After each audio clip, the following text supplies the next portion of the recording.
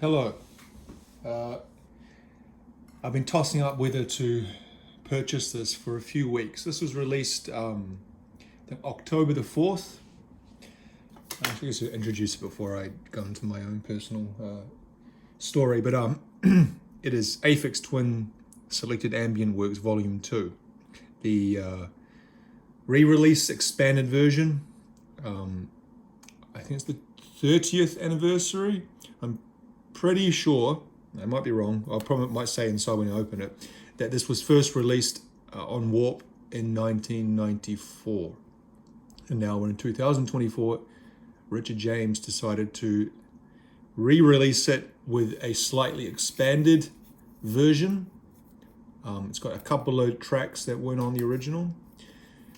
Now this is an album I've never actually owned, the original or obviously this is new, but I've listened to a lot. Over the last 15 years, I've had to download versions and on YouTube and other streaming things. I've listened to this album. Probably it would be in my top 20 most listened to albums over the last 10, 15 years. And it's I kind of say this stuff a lot, but it's kind of like a perfect album in my opinion. There's not much negative, really nothing negative I could say about it. I love it. And so when I saw that it was going to be re-released with an expanded version, I thought, aha, this is the perfect chance to get it. Then I saw the price, and it was a little pricey, and it is in fact it is certainly the most expensive single album I've ever bought in my life. However, with inflation, because I think if you go back to the 90s and you take 90s money and put it into today's money with inflation, it actually would be more expensive than this. However, let's just forget about that and just think of the money of the day. This cost me 62 New Zealand dollars, which is roughly about 30 American dollars, which I guess it doesn't sound that much. $60 New Zealand does sound like a lot to me to pay for one CD. However, I've always wanted to buy this. I've even more so want the expanded version. And I have some money in my, what do we call it? I guess my own personal savings account where I put a tiny, well not tiny, a few dollars per week into a kind of account. I do it for each member of my family. It's kind of like for this kind of thing. So it's not for massive purchases, but if you kind of leave it for a few months, you kind of have $100 or a couple of $100 in there, and you can buy something that you want. And that is the purpose. And that's what I use the money for. Now, I could have perhaps got a little cheaper if I had ordered it, but the things with shipping, I didn't go through every single website, but the ones that I did look at and from past experience, it works out, with shipping, it always works out slightly more expensive. It was up around $70, $75 with shipping if I'd gone somewhere else. So, yeah, I decided to buy it at a shop, and I bought this yesterday at Marbek's record store. How much did I say? Did I say 62? I'm second guess. Was it 62 or was it 66? Fuck, it doesn't matter. It was in the 60s, I'm pretty sure. Yeah, I can't remember. And I took the sticker off it last night. Anyway, you can see it's sealed in the cling, what do you call that? Cling film plastic. And we have the sticker on the plastic, so that's not on the actual, what do we call this, digipack case itself. 3 times CD, so it's a triple CD, 27 tracks, and a 12-page booklet. We've got the Aphex Twin symbol there, which apparently I read once that he scratched that onto a leather bag he had. So this is a leather bag. You can kind of see the leather texture of it. And he scratched, etched it onto the bag. And then his girlfriend at the time, maybe his girlfriend still now, I don't know, she was a photographer, and so she took a photo of it and used that as the album cover. And then we have the Warp label, the sign of quality. One of my favorite labels. And I was just reading a post on Facebook the weekend. Some guy I follow, another electronic artist, and he said, never say you're a fan of a label. Labels are blah, blah, labels are this, labels are that. And I understand exactly what he's saying. However, the amount of quality that Warp Records has put out over the years is maybe second to none.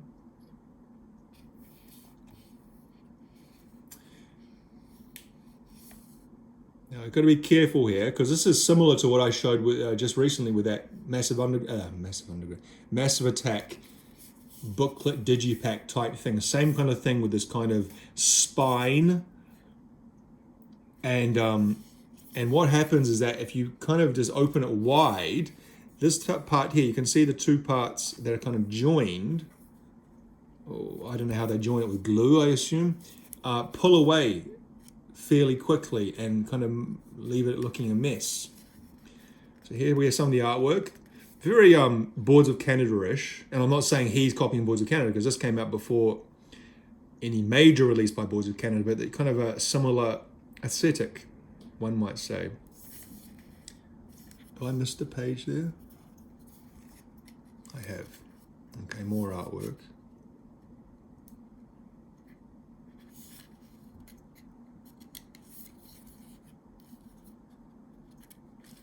More artwork. You know what these are kind of little pie chart things are representing, because they're all slightly different. That one's about just less than a half. That one's just less than just more than a quarter. That one is a quarter. Anyway, Rhubarb notes. Okay, as he's written that this year. My mum gave me so much love, dedicated her life to me, filled me to the brim with confidence, and somehow managed to be a nurse at the same time. That love she gave can now be felt by millions of people all over the world and beyond through this music. Thanks for everything, Lorna James. Well, that's beautiful, isn't it?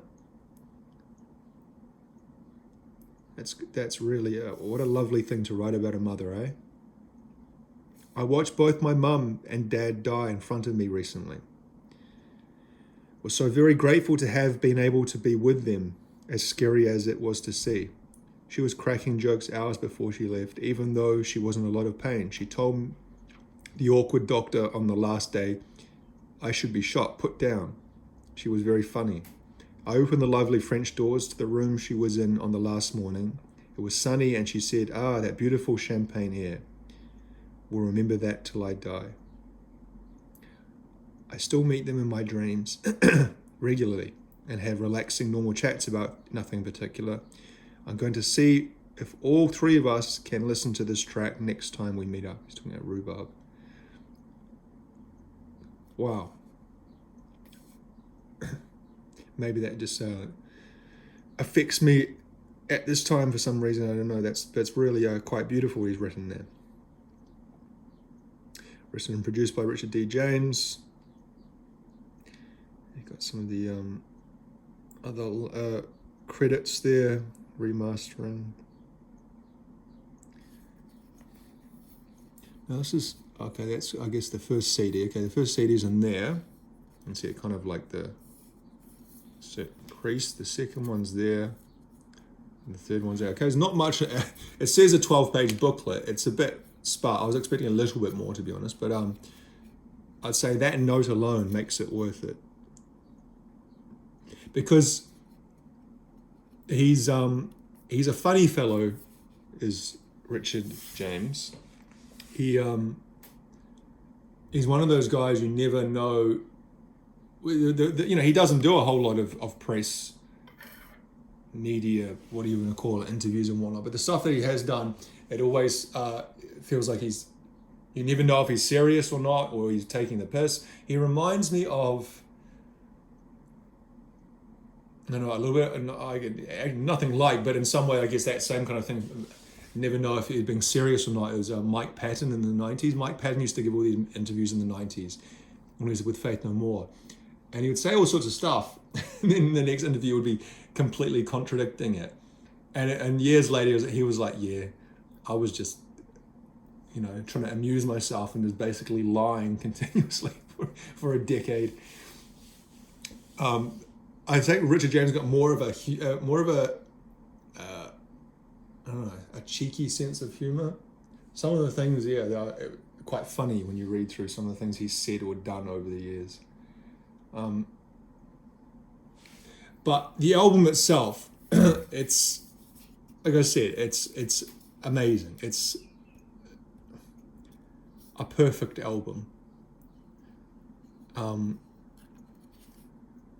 I think each of those images represents the songs, the tracks.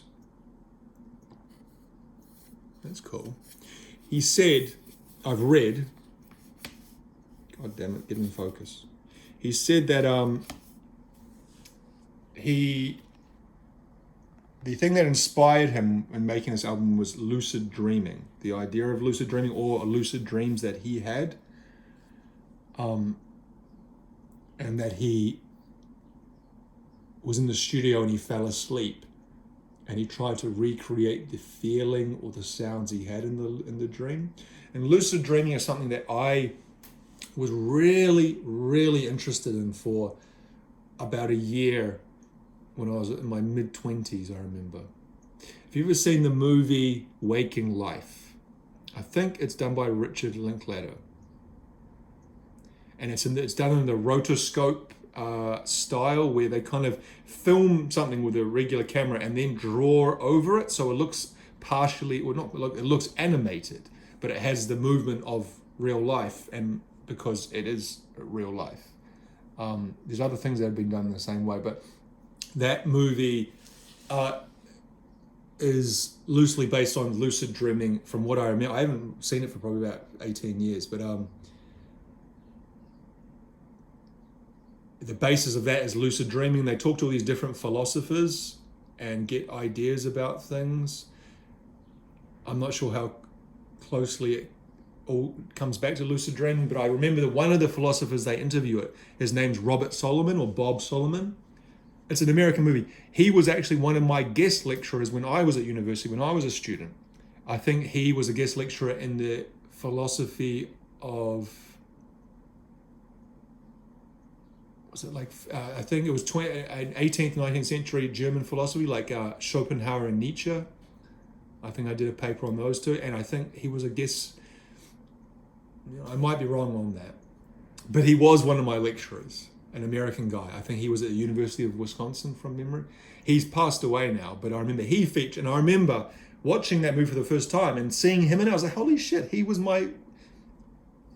I attended his lecture, which maybe doesn't seem like a big, exciting thing, but for me, it was.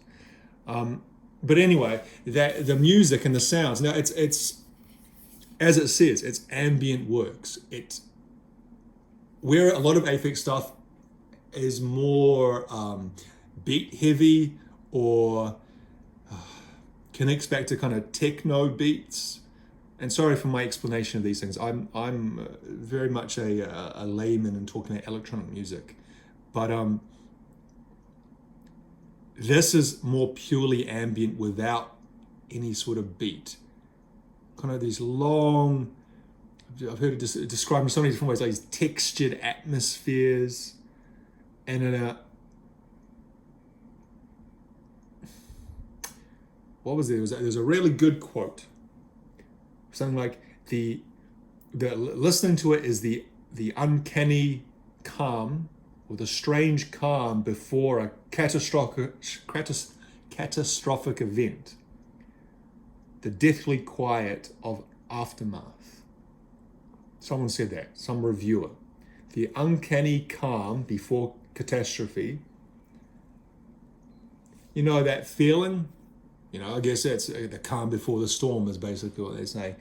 And then the deathly quiet of aftermath, where after the catastrophe has passed through, and it's just this dead quiet after. And I can feel that and recognize that certainly in some of these tracks. I have kind of the way the particular part of my life I connect this album back to most closely is in my previous job. So I've never actually said before, but I used to be a teacher, and I taught in various countries. I taught here in New Zealand. I was taught in places overseas, and my last teaching job, I was teaching in South Korea. I was a lecturer at a university, and in some ways it was like the perfect job. As in there was, I can't remember how many teaching hours per year. It wasn't arduous at all, the number of teaching hours. It was maybe like, I can't remember exactly, 15 to 20 teaching hours per week. And then the rest of the time, you had to be there, as in at the university, in the office or in your room or whatever, but you were kind of free to use the time as you would want to. And obviously that was designed for more the tenured professors who were doing research and things like that, whereas we weren't tenured professors, being from other, not being Korean. And so therefore we had a lot more freedom to just do whatever we wanted. And so I used to spend hours in my lecture room, because we had our own rooms, and listening to this album. There was like there was like a sound system set up in the lecture hall, for speaking and orating to a large group of students, and I'd play this album through that and just do my work, paperwork or whatever I was having to do at the time, and it was so in my memory that time. This is between 2014 to about 2018 particularly. It's so calm and relaxing. However, it wasn't, because I think back to my life at that time, and I was going through there was a lot of big dramas happening in my life. But no, I'm not saying any differently than anyone else. Everyone has dramas in their life, but if I think back in detail, I think, well, that was happening and that was happening, and I felt so much stress for that thing. But when I actually just think about it just as my natural memory, and I think about this album and the tracks from this, and sitting in my classroom or my lecture hall and just listening to this in kind of this pure harmony. Everything was right. The universe was perfectly in balance. And sometimes I miss that. Sometimes I rarely miss that job. I don't miss teaching. And that's the reason why I'm not a teacher anymore, is because I got to the end of my, what would you call it? Tolerance for teaching. I did it for a number of years. I was a teacher, and for a long time I really enjoyed it. For a long time I loved that job. But the last 2 years especially, the last 2 years kind of beat all the joy and enjoyment out of that job for me, to the point where I thought I never want to teach anything to anyone ever again. And so it has remained. I got a new job at a completely different field, completely different industry, and it's what I'm doing right now. And sometimes there are actually opportunities within my new career to train someone or teach someone in some capacity. But even that, I think, oh, no. The idea of having to explain something to someone, I don't know, it's like I reached my limit of doing that. After, like I said, I did the job, I taught for probably about 16 years. And there was other negative things as well. It wasn't a well-paid job. I'm making a lot more now, and every job has got its good sides and bad sides. But when I think of this and when I listen to this, that is the time of my life I really connected back to. And as kind of the way that memory works, it kind of comes back. It's all the negative is washed out of our memories, or at least mine, and you're left with just the kind of the positive exoskeleton of the memory. You know what I mean? Which is great, really. I guess maybe our mind does that to protect us in some way. If you think deeply, you can get to the negative and the bad part, but generally you're just left with, oh, I remember that time sitting, relaxing, and listening to Aphex Twin and being really happy with everything. So yes, the most expensive compact disc I've ever bought in my life, but very happy to have it. And that was the other reason why I bought it, is because, and this is something that I am finding now, is that when a new release comes out, a re-release in this case, I don't want to dawdle too much, because so many times things become difficult to get after a while, especially on these more, Warp Records is not a major label. The thing I found this with was with Devin Townsend. And I talk about Devin Townsend a lot. Devin Townsend released a lot of albums. We've released a lot of albums full stop. It seems like he's always in a new cycle of releasing something different. But through the 2010s, and I didn't buy most of them at the time because I thought, when I have more money in the future, I'll just get them. But now when you try to go find those things new, they're very difficult to find or very expensive. I guess you could search around secondhand, but again, in New Zealand, finding things secondhand, something by Devin Townsend secondhand, would be very difficult, if not impossible to do, especially as later year stuff. And so I thought, well, if it's something I really want, it's a better idea to buy it when it comes out so that I don't have to worry about trying to find it from increased price sometime in the future. And so that is why I bit the bullet and bought this beautiful, amazing album. All right, we'll leave it there. Thank you very much for watching.